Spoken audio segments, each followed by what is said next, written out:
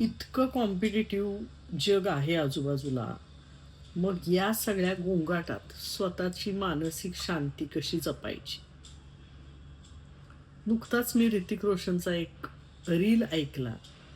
त्यात त्यांनी इतकं छान सांगितलंय, की इतरांबरोबर कॉम्पिटिशन करण्यापेक्षा स्वतःबरोबरच कॉम्पिटिशन करत राहा. स्वतःचं बेस्ट व्हर्जन बनण्यासाठी प्रयत्न करत राहा. थकेपर्यंत फक्त स्वतःवर काम करा.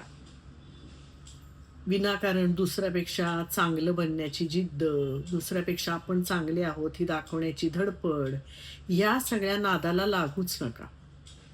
फक्त स्वतःवर विश्वास ठेवा आणि इतकं स्वतःला इम्प्रूव्ह करा, की एक वेळ अशी येऊ दे, जिथे तुमच्याशिवाय दुसरं कोणतं ऑप्शनच असू शकणार नाही.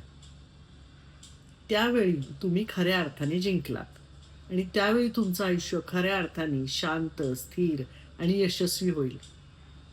मला त्याचे हे शब्द इतके आवडले आणि आज प्रत्येकाला हे असंच वागायची खरं तर गरज आहे. कारण आजूबाजूला पाहिलत ना, तर छोट्या-छोट्या गोष्टीमध्ये क्रेडिट घेण्यासाठी जीवापाड मेहनत, धडपड चालू असते. म्हणजे 1% क्रेडिटसुद्धा ज्याने काम केलंय त्याला द्यायला लोक तयार नसतात.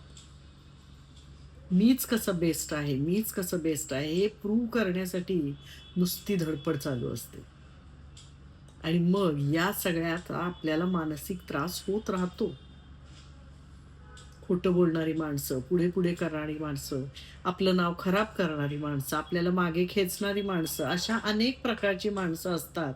तेव्हा खरंच त्या सगळ्यांचा नाद सोडून फक्त स्वतःवर काम करत राहायचं. स्वतःचं बेस्ट व्हर्जन बनण्यासाठी.